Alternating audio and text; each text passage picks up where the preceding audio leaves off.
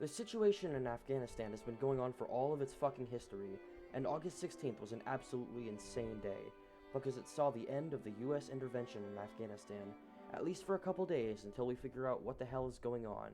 And like the Japanese would say, the war situation has not necessarily developed to America's advantage.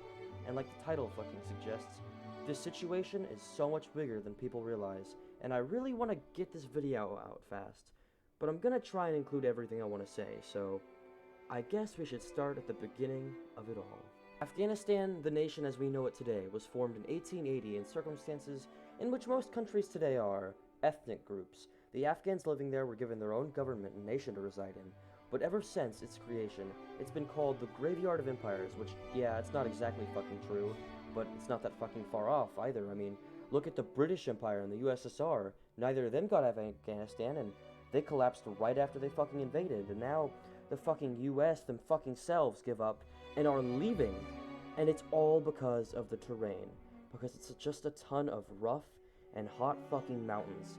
It's like the Swiss Alps. You can't fucking invade, and if you do and conquer it, you can't hold it for very long, and so it's been in a never-ending state of fighting for its entire existence.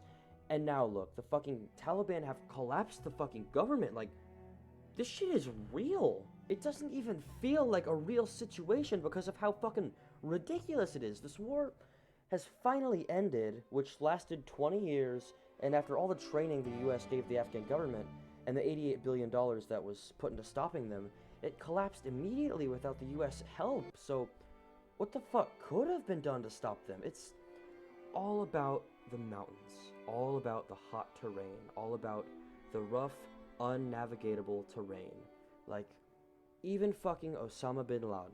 He created Al-Qaeda, he started helping the Taliban, and so after he did 9/11, we hunted him for 15 years, and we shot him like 100 fucking times. We got his ass in Pakistan. He was the most wanted terrorist in the world, and we were able to get him in the Middle East, because where he was invadable. We could fight. And then the terrorists said after we killed him, they would have their revenge, and now, 10 years later, have they fucking got their revenge?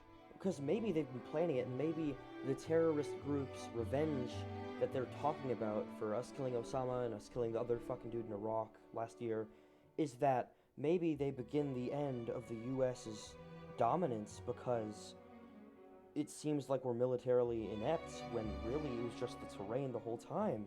Basically, immediately when we started withdrawing our troops, the Afghan Taliban started invading the rest of Afghanistan. In the last 2 weeks, they've taken so much more than they have in the last 20 years. They've made insane progress as we start to withdraw our troops.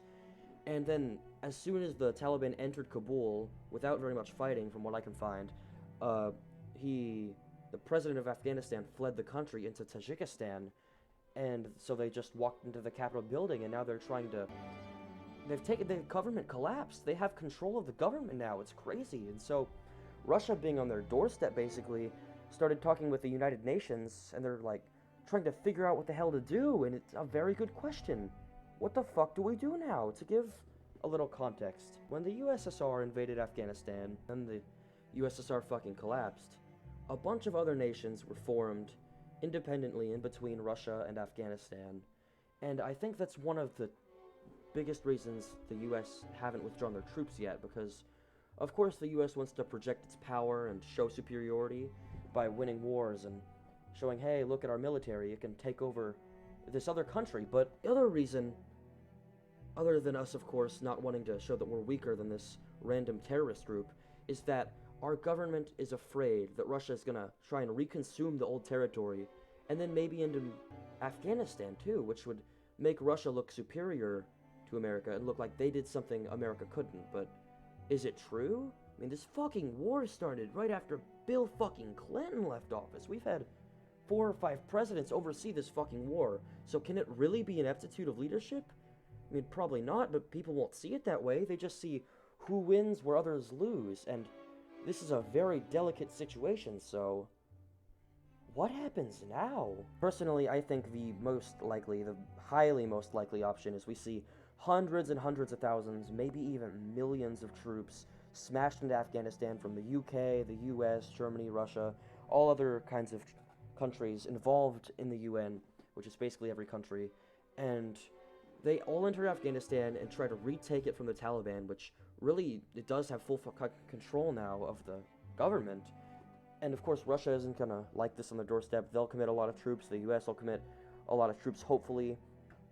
And so afterwards, Afghanistan's still probably gonna be in conflict, no matter how many Taliban members we kill. So I think the most humane situation is probably to just divide the fucking country up between its neighbors. Like, Pakistan could get the southeasternmost chunk, and then maybe the Stans get their slice. Maybe Russia and the U.S. get to control parts as sister states, but that could start Cold War too. I don't know.